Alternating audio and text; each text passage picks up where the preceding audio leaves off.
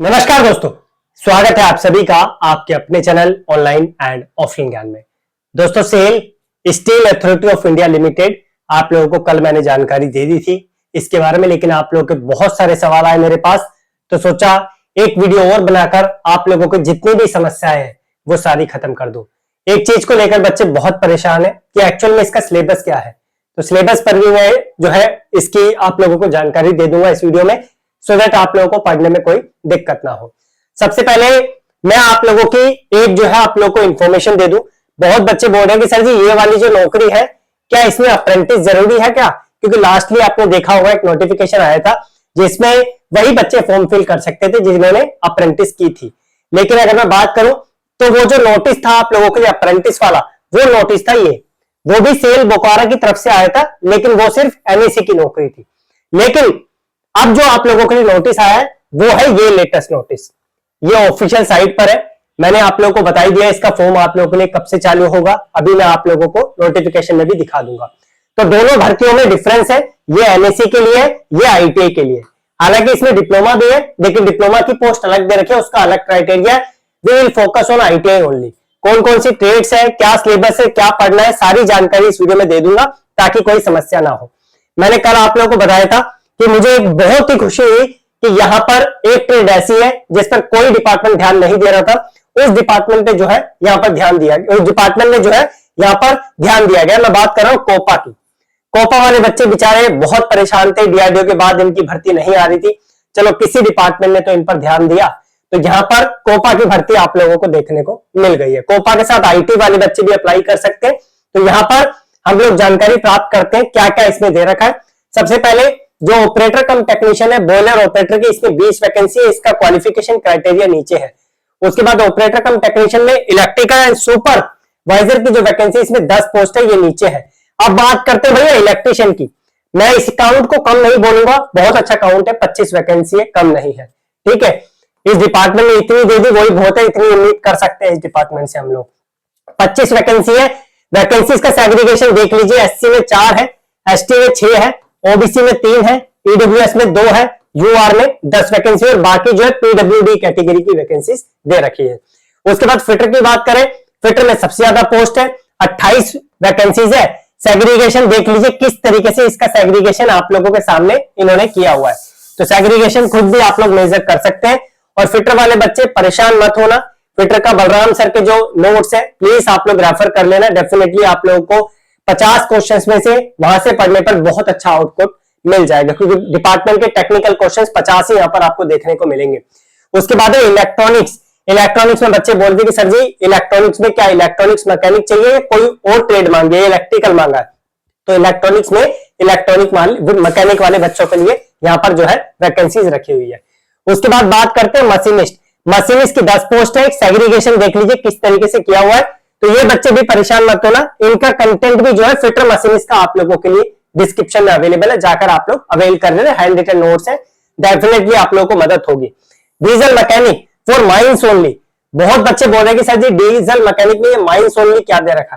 देखो भैया, mines only का मतलब हो गया कि जिस जगह पर आप लोगों को पोस्टिंग देंगे। अब इन्होंने ऐसा नहीं बोला है, क्योंकि आपने देखा होगा अलग से डीजल मैकेनिक में कोई माइंस ओनली की आप लोगों के लिए ट्रेड नहीं होती है।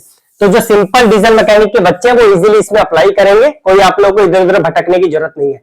एक क्वेश्चन हो रहा था कि सर जी ये जो डीजल मैकेनिक है इसमें एमएमबी वाले बच्चे अप्लाई कर सकते हैं, ऑटोमोबाइल वाले बच्चे अप्लाई कर सकते हैं, ट्रैक्टर मैकेनिक वाले बच्चे अप्लाई कर सकते हैं, हीट इंजन वाले बच्चे अप्लाई कर सकते हैं, तो नहीं कर सकते। This is only for diesel mechanic. ठीक है, आशा करता हूं क्लियर होगा पॉइंट। इसमें 4 वैकेंसीज है, इसमें एससी में वैकेंसी नहीं है, तो आप लोगों को दूसरी कैटेगरी में जाके अप्लाई करना पड़ेगा, तो एससी वाले बच्चे यूआर से फॉर्म फिल करेंगे। इसी तरीके से अब आते कोपा पे, हमारी जो फेवरेट ट्रेड, मैं इसे बहुत अच्छी ट्रेड मानता हूं, बस वैकेंसी जिसमें नहीं आती है। कंप्यूटर का ज्ञान तो दे दिया जाता है आईटीआई में, लेकिन इन बच्चों के लिए वैकेंसीज नहीं निकाली जाती है।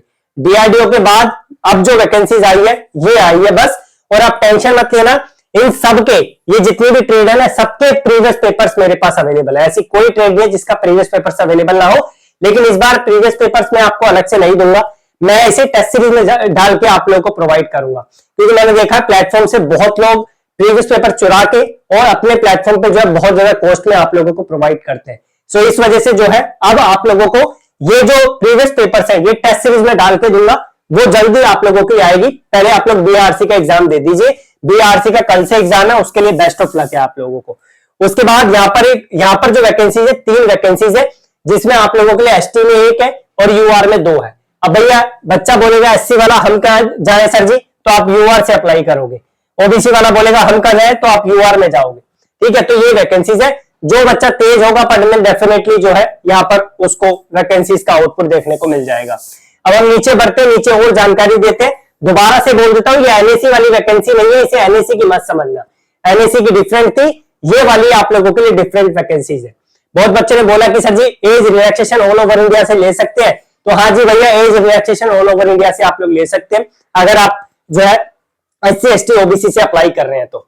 उसके बाद यहाँ पर जो है आप लोगों का prescribe form issued by the completed authority, ये कुछ इंफॉर्मेशन है, ये आप लोग देख लेना। यहाँ पर हम लोग आते हैं और आप लोगों के लिए जो डिफरेंट क्राइटेरिया वो देखते हैं।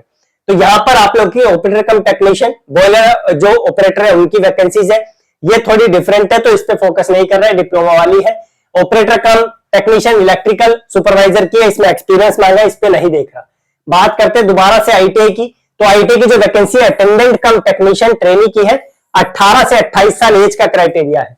ठीक है, एज आप लोगों की किस बेस पे कैलकुलेट की जा रही है, तो एज आप लोगों की कैलकुलेट की जा रही है ये 16/12/2023 के बेस पर। ठीक है, ये जो ट्रेड है आप लोग देख ले, इन ट्रेड के अलावा कोई और अप्लाई नहीं कर सकता, आप लोगों के सामने ट्रेड मेंशन है। आगे बढ़ते हैं, आगे आप लोगों को और जानकारी प्रोवाइड करते हैं जो अवेलेबल है। सिलेबस के लिए आप लोग बहुत परेशान हो रहे थे, सिलेबस अभी आप लोगों को क्लियर कर दूंगा, क्या पढ़ना है क्या नहीं पढ़ना। यहां पर आप लोगों के लिए इसमें 2 साल का प्रोबेशन पीरियड होगा, ध्यान रखना। पहले आप लोगों को बीआरसी में भी ऐसे ही रखा जाएगा, पहले साल कुछ कम सैलरी, दूसरे साल फिर कुछ और सैलरी, तीसरा साल जब आपका स्टार्ट होगा तो फुल्ली आप लोग जो है एक पे आउट में आ जाएंगे, जो डिपार्टमेंट एक सरकारी अफसर को प्रोवाइड करता है। तो ये पहले साल का पे आउट है, दूसरे साल का पे आउट है, तो निराश मत होना। पहले प्रोबेशन पीरियड पे इतना ही देते हैं, उसके बाद आप लोगों को फुल्ली पे आउट देने लग जाते हैं। डीआरडीओ में ऐसा नहीं होता, डीआरडीओ में आप लोगों को फुल्ली पे आउट मिलता है, इसरो में ऐसा नहीं होता, इसरो में फुल्ली पे आउट स्टार्टिंग में मिल जाता है। ठीक है, मोड ऑफ सिलेक्शन, बहुत बच्चों ने बोला कि सर जी इसके पेपर 2 होंगे या 1 होगा। पेपर आप लोगों का 1 ही होगा, जिसमें आप लोगों का जीके और आप लोगों का टेक्निकल पार्ट आएगा। आप लोगों को जीके में क्या पढ़ना है उस पर भी हम चर्चा करेंगे, बहुत बच्चे इस पे भी परेशान हो रहे हैं, तो अभी सिलेबस पे भी चर्चा कर लेते हैं। पेपर आप लोगों का 1 ही होगा, लेकिन उसके बाद आप लोगों का स्किल टेस्ट होगा, तो स्किल टेस्ट पे भी आपको फोकस करना होगा। अब आते हैं भैया यहाँ पर duration of the CBT, 90 minute का पेपर होगा। The minimum qualification marks in the CBT will be determined based on 50 percentile score for unreserved EWS. इस पे मत जाइए, क्योंकि आप लोगों को पता है कट ऑफ किस तरीके से ये लोग निकालते हैं। Candidate to qualify in this CBT, जो क्वालिफाई करेंगे उनको स्किल टेस्ट के लिए बुलाया जाएगा, लेकिन सब सिलेक्ट नहीं होते हैं स्किल टेस्ट क्वालिफाई करने के बाद भी। सीबीटी 1 में जितना स्कोर है उसके बेसिस पे आपकी मेरिट बनेगी और डिपार्टमेंट जो है आप लोगों को फाइनल सिलेक्शन देगा।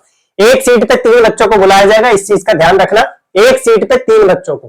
ठीक है, जैसे बीआरसी में 4 से 5 गुना बुला रहे हैं, यहाँ पर एक सीट पे 3 बच्चे बुलाएंगे। उसके बाद यहाँ पर आगे बढ़ते स्किल टेस्ट आप लोगों का जो है यहाँ पर weightage of marks CBT will be 100%। अब यहाँ पे साफ साफ बोल रहे हैं skill test will be only for qualifying nature, यानी जो स्किल टेस्ट होगा उसके कोई मार्क्स नहीं जुड़ेंगे, that will be only for qualifying nature. आपके सीबीटी 1 पे ही मेरिट बनेगी, वो आप लोगों को जो है अच्छे नंबर से क्वालिफाई करना होगा, तब जाके आप मेरिट में आएंगे। ठीक है, अब कुछ बच्चों ने बोला कि सर जी हमारा जो फिजिकल स्टैंडर्ड है वो थोड़ा डिफरेंट है, अभी सिलेबस पे भी आ रहा हूं, चिंता मत कीजिए, अभी बताऊंगा सिलेबस। ठीक है, हाइट 155 सेंटीमीटर लड़कों की, 143 सेंटीमीटर मिनिमम। ठीक है, मिनिमम है, मैक्सिमम मत समझना। वेट 45 केजी, यहाँ पर 35 केजी। चेस्ट का मेजरमेंट 75 सेंटीमीटर, 79 सेंटीमीटर एक्सपेंशन जब आप फुला के करते हैं। लड़कियों का मेजरमेंट आप लोग देख सकते हैं। उसके बाद जो डिस्टेंस विजन है, कुछ विजुअल पैरामीटर से 6/12 आपका विद और विदाउट ग्लासेस है तो आपका चल जाएगा। नियर विजन देख लीजिए, कलर विजन देख लीजिए, बाइनो कलर आप लोग देख लीजिए। उसके बाद जो है हियरिंग पैरामीटर्स आप लोग देख लीजिए। तो ये है। अब मैं सबसे पहले आपका एक पॉइंट क्लियर कर दूं, वरना बच्चे बोलेंगे सर जी बार बार बोल रहे हो, सिलेबस क्लियर नहीं कर रहे। सबसे पहले यहाँ पर आप लोगों का जो पेपर होगा वो आप लोगों का 100 नंबर का होगा, जिसे 2 पार्ट में डिवाइड करके आप लोगों के लिए रखा जाएगा। एक क्वेश्चन का आप लोगों का 1 नंबर होगा, 50 नंबर जीके के आएंगे, 50 नंबर टेक्निकल क्वेश्चन होंगे। जिस स्टेट से आप लोग फॉर्म अप्लाई कर रहे हो उसी से क्वेश्चन देखने को मिलेंगे। अब भैया जो 50 क्वेश्चन होंगे ये होंगे टेक्निकल। टेक्निकल में आपको क्या पढ़ना है, जो अभी तक आईटीआई में आप लोग पढ़ते आए हो वही आप लोग को पढ़ना होगा, कुछ डिफरेंट नहीं पढ़ना। ठीक है, जो आपने अभी तक पढ़ा है उसी पे ध्यान दीजिए, कहीं एडिशनल जाने की जरूरत नहीं है। हाँ, पेपर से 1-1.5 महीना पहले, 2 महीने पहले आपके लिए टेस्ट सीरीज बनवा दूंगा, टेंशन मत लीजिए उस चीज की, क्योंकि वो अगर आप बोलोगे तो मैं इनिशिएट करना अभी से ही शुरू कर दूंगा। ठीक है, उसके बाद यहाँ पर जो है हम लोग दोबारा से चलते हैं नोटिफिकेशन पे। कहाँ गायब हो गया ये? ठीक है, एक बार देख लेते हैं इसको। ठीक है, तो सिलेबस पे थे हम लोग, हमने देख लिया टेक्निकल पार्ट। अब आते हैं भैया नॉन टेक्निकल, जीके में क्या पढ़ना है। सबसे बड़ा मुद्दा यही है, आप लोग जितने भी, अगर आपके पास प्रीवियस पेपर से ना एक बार नजर उठा के देखना जीके उसमें कहां से आई है। जीके उड़ीसा की जीके पूछी गई है। तो लगभग मेरा जो एक्सपीरियंस है, मेरा एस्टिमेशन है, जो मैं प्रीवियस पेपर जितने भी देख चुका हूं, राउरकेला के हो या फिर उड़ीसा में कोई और प्लांट हो सेल का उसका, तो यहां पर जो है लगभग 30 क्वेश्चंस आप लोगों के जीके के जो है उड़ीसा जीके के होंगे। उड़ीसा जीके के क्वेश्चंस होंगे, ध्यान रखना। उड़ीसा जीके के एमसीक्यू जो बच्चे फिटर का या मशीनिस्ट का मटेरियल परचेज करेंगे उसके साथ साथ उनको मिल जाएगा, डिस्क्रिप्शन में लिंक है। अब जैसे ही वो परचेज करेंगे आपको ऑटोमेटिकली दोनों चीजें डाउनलोड करने का ऑप्शन आ जाएगा। अगर उड़ीसा जीके आपको नहीं दिखती है तो मुझे बताना, मैं आपको सेपरेटली प्रोवाइड कर दूंगा। ठीक है, उसके बाद क्योंकि उड़ीसा जीके का एमसीक्यूज पढ़ना आप लोगों को जरूरी है, और बाकी जो 20 क्वेश्चन है, लगभग मैंने 25 से 30 बोला आप लोगों को। ठीक है, 30 मान के चलो, 30 क्वेश्चन उड़ीसा जीके के, बाकी जो 20 क्वेश्चन है आपके जो नॉर्मल ऑल ओवर इंडिया की जीके होती है उससे पूछे जाते हैं। मेनली आपको फोकस करना उड़ीसा जीके पे। तो उड़ीसा जीके जैसे आपका बीआरसी का एग्जाम खत्म हो, आपको लगता है कि बीआरसी में आप लोगों का सिलेक्शन हो जाएगा, बहुत अच्छे आपके मार्क्स आ जाएंगे, तो आप लोग इसे नजरअंदाज कर सकते हैं। लेकिन अगर आपको लगता है नहीं नहीं मुझे भी सेल में भी जाना है, सेल जो है मेरे घर के पास है, यहां पर रहूंगा तो मेरी पोस्टिंग मेरे घर के पास मिल जाएगी, तो आप अकॉर्डिंगली कर सकते हैं। ठीक है, तो 20 नंबर की आपको नॉन उड़ीसा यानी ऑल ओवर इंडिया की जीके पे भी ध्यान देना पड़ेगा। और जो व्यक्ति बोले ना इसमें उड़ीसा की जीके नहीं आती है, उसे मेरे सामने लेकर आना, दिखाऊंगा उसे। ठीक है, तो जो बातें बोल रहा हूं प्लीज गौर कर लेना, उड़ीसा की जीके पे ध्यान दे देना। उसके बाद आप लोग नीचे बढ़ते हैं। फीस थोड़ी ज्यादा यार, फीस थोड़ी ज्यादा है।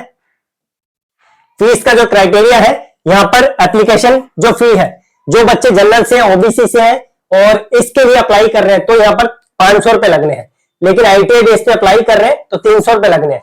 लेकिन अगर आप एससी से हैं, एसटी से हैं, पीडब्ल्यूडी से, एईसीएम से हैं, तो आपके 150 रुपए लगेंगे। और अगर आप आईटीआई बेस पे अप्लाई कर रहे हैं तो 100 रुपए में आपका काम यहाँ पर हो जाएगा। तो ये कंडीशन है, आप लोग यहाँ पे देख सकते हैं। उसके बाद यहाँ पर नीचे बढ़ते हैं। सेंटर, एक क्वेश्चन और था जो आप लोगों का बार बार मेरे पास आता है कि सर जी सेंटर कहाँ रहेंगे। सेल के सेंटर 7 से 8 सिटीज में आप लोगों को देखने को मिलेंगे। हो सकता है दिल्ली दिखे, हो सकता है लखनऊ दिखे, हो सकता है चेन्नई दिखे, और बाकी उड़ीसा तो रहेगा ही रहेगा, और बाकी हो सकता है मुंबई रखे, कोलकाता रखे, ये डिपार्टमेंट पे डिपेंड करता है। लेकिन अगर इन्होंने बोला है कि मल्टीपल सिटीज में होगा, डिफरेंट सिटीज में होगा तो होगा। ठीक है, ऐसा नहीं कि उड़ीसा में ही जाके आपको पेपर देना होगा। हाँ, बाकी डिपार्टमेंट पे डिपेंड करता है कि वहां पर आप लोगों को सेंटर डाल के दे या ना दे। बाकी जब इसका फॉर्म आएगा मैं भी आप लोगों को सेंटर चूज करने के लिए दे, तब जाके फॉर्म की वीडियो बनाऊंगा तो क्लैरिटी आप लोगों को मिलेगी। उसके बाद आगे बढ़ते हैं, देखते हैं कैसे अप्लाई करना है। अप्लाई के लिए अभी वेट करो, परसों से इसका फॉर्म चालू होगा तो टेंशन मत लीजिए, सब चीज प्रोवाइड कर दूंगा कैसे भरना है। एक फॉर्म अभी मेरी साइड से छूटा हुआ है, दिल्ली हेल्थ मिनिस्ट्री वाली जो वैकेंसी आ रही है उसका, तो 20 तारीख से इसका फॉर्म चालू हो रहा है, यानी आज 17 तारीख है, 18, 19, 20 2 दिन बाद आप लोगों का जो है यहां से फॉर्म चालू हो जाएगा। ठीक है, सब कुछ बता दूंगा, टेंशन मत लीजिए, बस एक बार मुझे बता देना कौन कौन इसका फॉर्म फिल कर रहा है। ठीक है, एक बार मुझे क्लैरिटी चाहिए कौन कौन फॉर्म फिल कर रहा है। ठीक है, अगर आप बता दोगे तो मेरे में भी थोड़ा सा बूस्ट आता है आप लोगों के लिए काम करने में। मैंने अपनी तरफ से सारी जानकारी आप लोगों को दे दी है। आशा करता हूं कि अब आप लोगों के माइंड में किसी भी प्रकार का डाउट नहीं रहा होगा सेल को लेकर। मैंने सारे डाउट्स आप लोगों के कमेंट्स को देख देख के सारे क्लियर कर दिए। अगर अभी भी आप लोगों के माइंड में कोई सवाल है, टेलीग्राम का लिंक डिस्क्रिप्शन में ज्वाइन कीजिए, चैट वाला ग्रुप ज्वाइन कीजिए, वहां पर अपना क्वेश्चन पुट कीजिए, डायरेक्टली कमेंट बॉक्स में क्वेश्चन पूछ लीजिए, आपको जवाब मिल जाएगा। ठीक है, बाकी धन्यवाद, कीप इन टच, जुड़े रहिए, सब्सक्राइब करके रखिए, बेल आइकन दबा के रखिए, और बाकी कोई समस्या आती है तो आप लोग जो है कमेंट बॉक्स में पूछ लेना। डिस्क्रिप्शन में मशीनिस्ट और टनर का स्पेशल कंटेंट है, हैंड रिटन नोट्स ले लेना, उसी के साथ आपको उड़ीसा वाला भी एमसीक्यूज प्रोवाइड कर दूंगा। ठीक है, उड़ीसा के एमसीक्यूज इंग्लिश में अवेलेबल है, हिंदी में नहीं है, बट हिंदी वाला बच्चा भी पढ़ेगा तो उसे इजीली चीजें समझ आ जाएगी। धन्यवाद।